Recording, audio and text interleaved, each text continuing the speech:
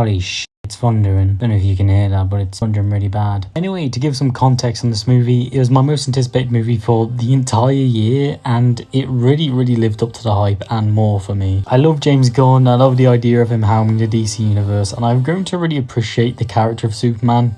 No, not that version. This is probably just movie of the year for me so far, if I'm honest. I mean, Sinners and F1 do come pretty damn close, but I did just love this movie the most. I mean, I can't even do this review as good, mixed and bad, because in truth, everything about this movie I either liked or really loved, and the majority of it was loved. To begin with, David Cornsweet as Superman is really amazing. He's probably going to go down as my definitive Superman. I mean, look, I know he can probably be butchered in future sequels or whatever, but for now, just seeing him in this movie, he's my favourite Superman. He is Superman to me. I think he was absolutely perfect. Not just as Superman, but as Clark Kent as well. He was just perfect as both, to be honest. I also liked how they didn't make him absolutely indestructible. I don't know, it makes him feel way more relatable to me, or not as boring and uninteresting to watch as someone like Henry Cavill's Superman. But you see the Superman properly get knocked down a peg, but it also makes sense in context of the story. It never feels like it goes too far, because when Superman does manage to get himself up, holy shit. And on that, the cinematography in this movie is amazing. I mean, it looks quite different to a lot of comic book movies, but it has a lot of dynamic movements that I really love. It's very frantic and sometimes really up close, which I could understand some people not liking stuff like that. But I don't know, man, I really love it because it manages to not look as stilted or stale or plain as a lot of modern comic book movies tend to these days. Also, the chemistry between David Cornsweet and Rachel Brosnahan in this movie is just absolutely insane. It's the first time I've been invested in a Superman and Lois relationship in one of these movies. Their chemistry really does just chew up the scenery, but also their relationship isn't perfect. I mean, that interview scene was pretty early on in the movie and showed that, yeah, they don't have a perfect relationship. They go through their hardships, but that makes it more investing and interesting. And like I said, just my absolute favourite theatrical portrayal of this relationship. Justice Gang are also in this movie, and look, you can argue that Hawkgirl isn't used a lot, but I think for the way they do use her, she's used really well. It's clear they didn't fully know how to tie her into the entire story, so they just didn't, which I kind of appreciate. I don't want her to be needlessly crammed into scenes she doesn't belong in. Anytime she is in one of the scenes, she's great, and I'm excited to see her character in upcoming DCU projects. Exact same thing can be said about Guy Gardner. He was just an absolute treat to watch anytime he was on screen. I mean, I've never really cared much for any of the Green Lantern stuff, but after seeing this movie and the way it uses his powers, I'm so excited to see the Lanterns HBO show next year. Not only because I'm just excited to see Guy Gardner again, but just to see if they go further into the lore, because yeah, any pieces of lore that we're giving about the Lanterns in this movie, which isn't a lot, but we're given a bit, I think is really interesting and it has me really hyped to see what the lore properly is. Also, Mr. Terrific was just an absolute scene stealer in this movie. He's also a really important piece of the story, which I wasn't expecting, but you know what, I don't mean that in a negative way at all. There was one action scene involving him that sort of harkened back to something like the Yondu Come a Little Bit Closer scene in Guardians of the Galaxy Volume 2 that I really dug, and it just showed how creative and fun James Gunn really is when it comes to directing action. Also, just like how David Cornsweet is my definitive Superman and Rachel Brosnahan is my definitive Lois Lane, I think I gotta say Nicholas Hoult is definitely my definitive Lex Luthor now. I mean, he really is just the Lex Luthor if you ask me. His character here is just so incredibly petty and the number one hater, which manages to be both intimidating and annoying but also hilarious at points. The levels he goes to in regards to hating Superman are just amazing if you ask me. Also, speaking of Lex, the way they use Lex to kind of introduce the character of Metamorpho I really liked. Metamorpho wasn't in the movie a lot, but for the screen time he did have, I'm really invested in the character now, and I really am excited to see if we see him in more DCU projects. This movie just does such a good job at swinging you into the DCU, man. I mean, really. It really does just get you excited to see how the DC Universe's story is going to unfold as it goes on. Anyway, that's it for my spoiler-free section. I'm going to talk spoilers now. If you don't want this movie to be spoiled, you have been warned. Click to this part of the video. 3, 2, 1. People really aren't happy with the changes made to Superman's birth parents. It managed to change a bit of the Superman lore and mythos without completely derailing what the character stands for, just like Zack Snyder's Superman did.